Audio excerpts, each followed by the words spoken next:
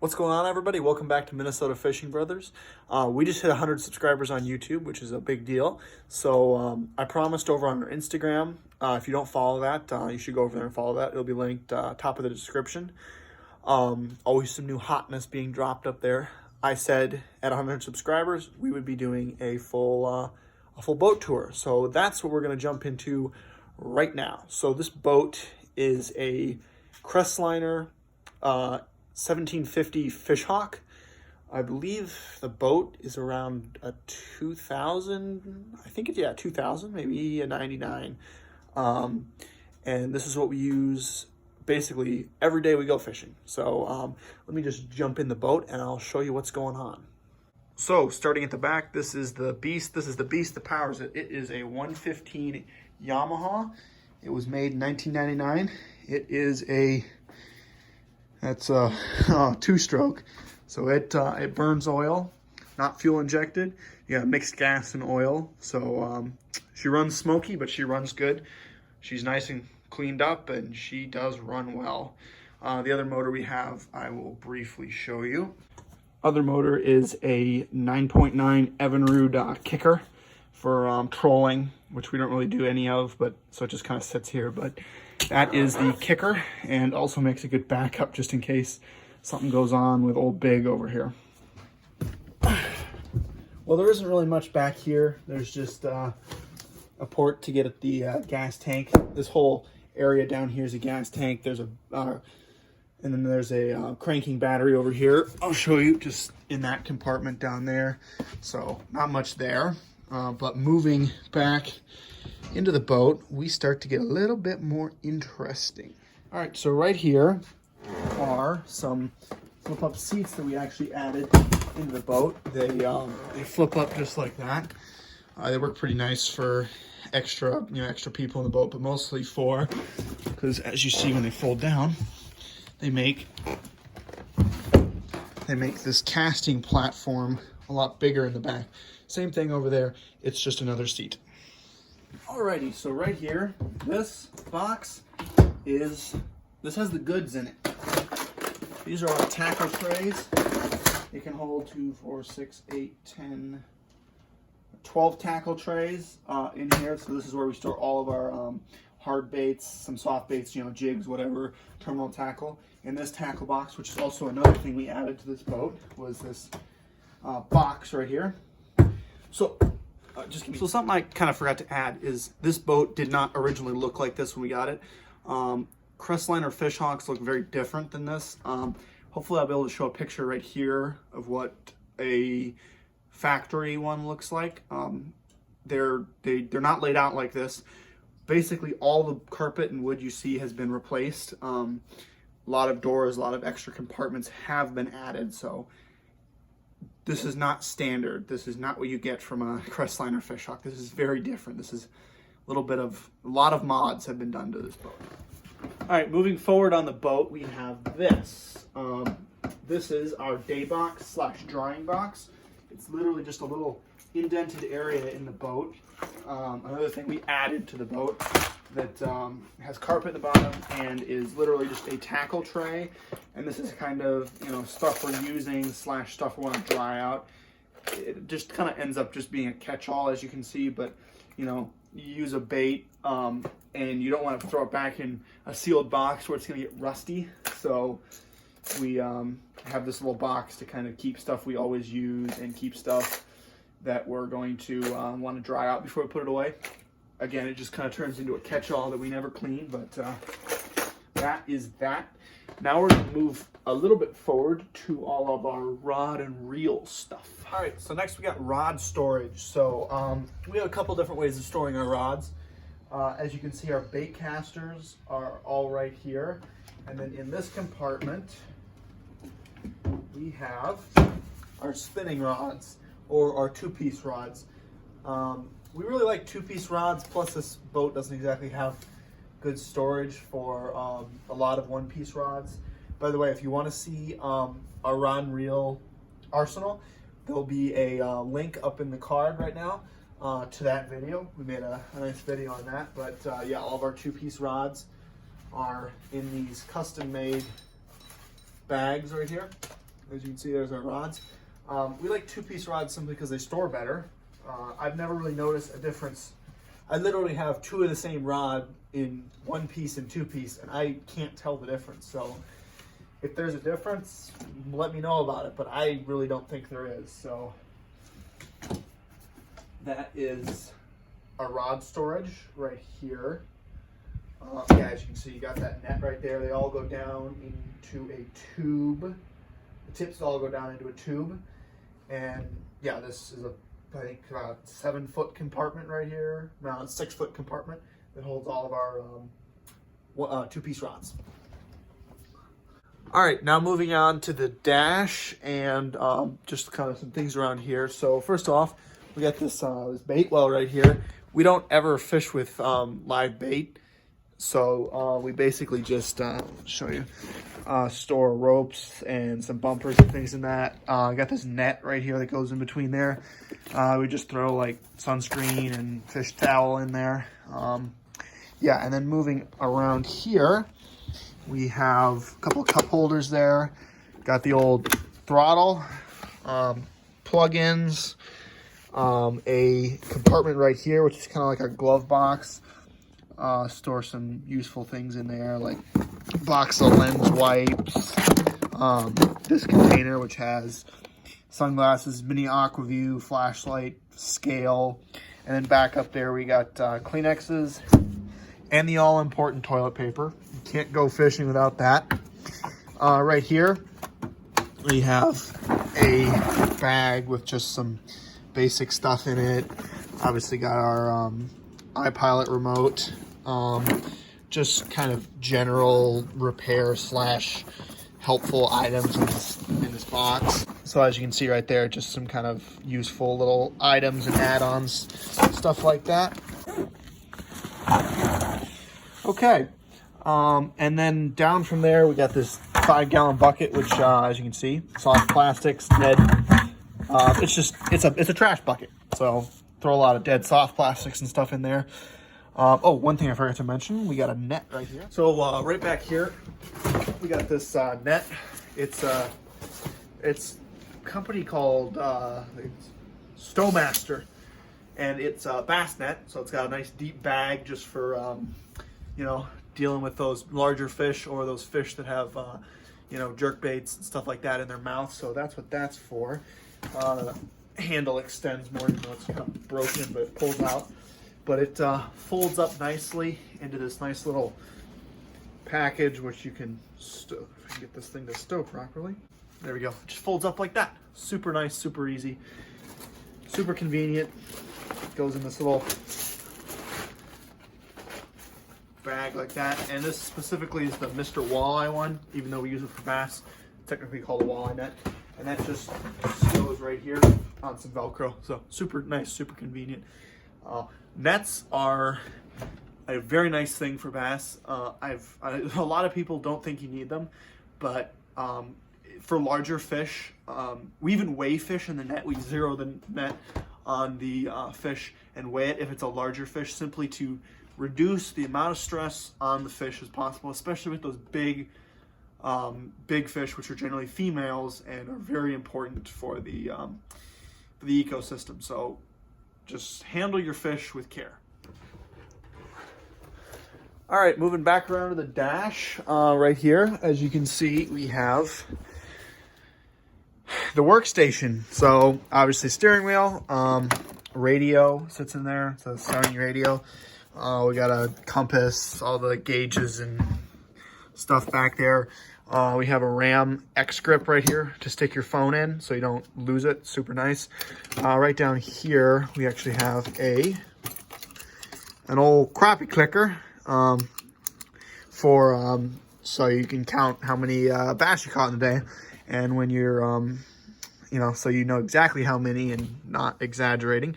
For our hummingbirds, we use hummingbirds. We have a $8.99 side imaging unit right here, which we generally use for we can use them both for mapping with our Lake Master chips, but basically this one's normally for sonar if we're not trying to scan anything. It's just for, you know, having a a little look down there. But we normally have a 3 mode running, you know, with side imaging, down imaging, and 2D on there for the most part. But if we're really trying to see what's out there, we got this this $11.99, which is a sweet unit. It's a real big unit, real big screen, which we normally throw a map up on if we're just driving around. But if we're trying to get that side scan going, that thing has all the visibility you want. These are amazing units.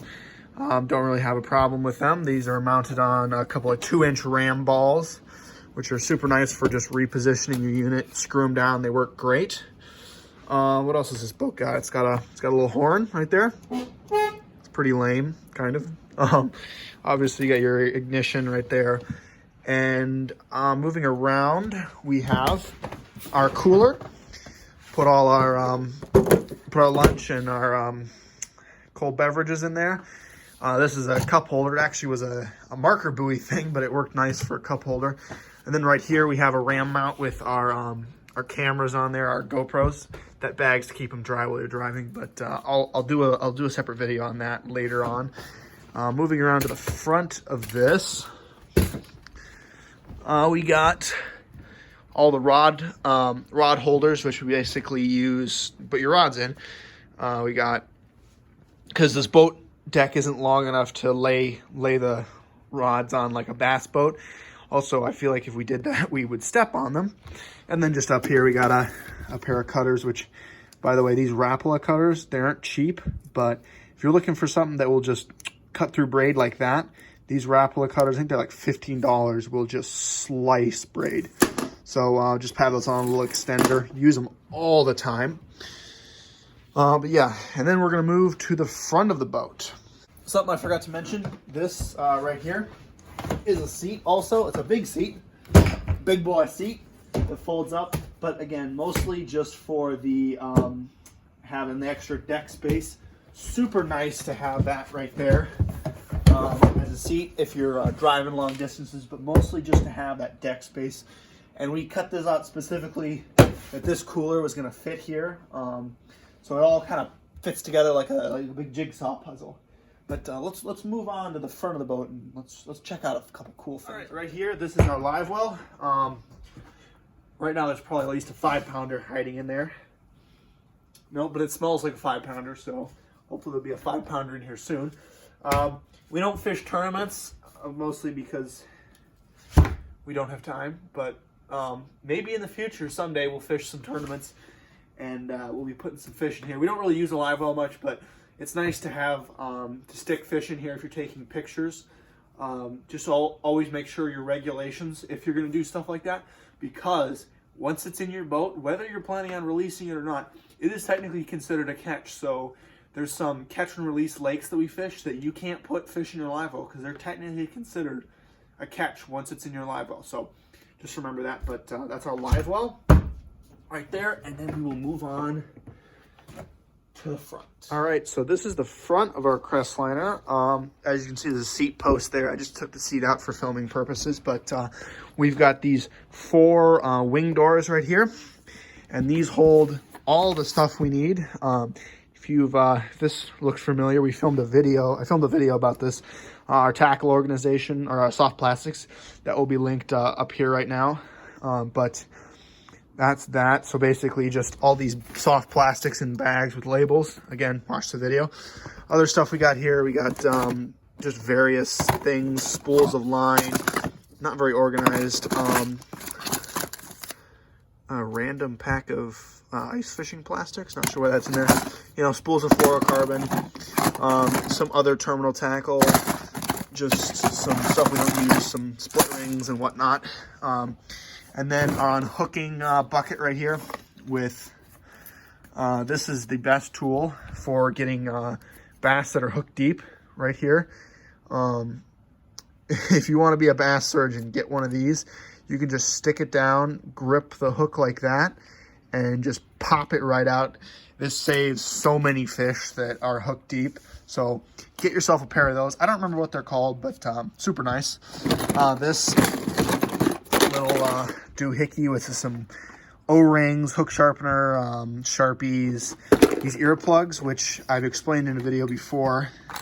Super nice for sticking on, sticking your hook on when you're putting your rod away to stop it from hooking other stuff. So, you know, if you have just an open hook and you don't want to cut it off, just put it in the earplug and then hook it onto your rod like you would normally, and you won't get the hook stuck in anything. Oh, and just an ice cream container of jig skirts and chatterbait skirts. So that is that compartment.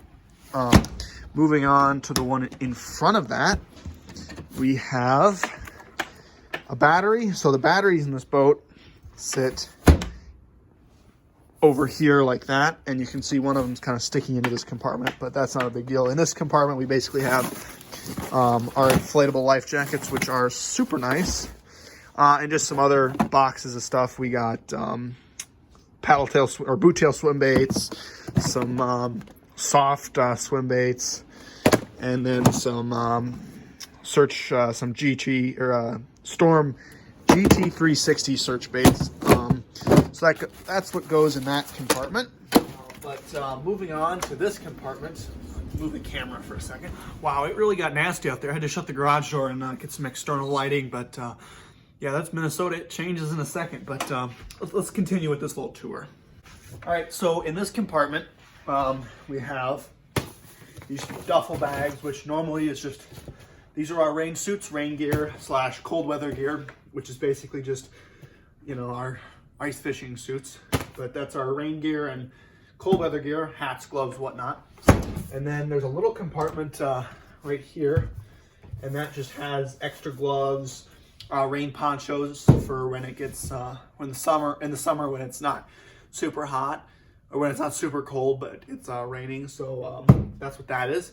Now we're gonna move to the compartment right below you, right there. All right, let's open this compartment. Let's see what we got here. Whew, interesting. Right here, we have camera equipment. So our GoPro box, just GoPro equipment and stuff. My drone in a hard case, super nice. Chest mounts, the old sun visor right here. Sun visor got a, well, yeah, you gotta get that going. Gotta get that Rona hair. Gotta get the hair bleached for the summer. But yeah, let's just get back to the compartment. And then we have our onboard charging system. That's our for charging our batteries. Just cable comes off of it.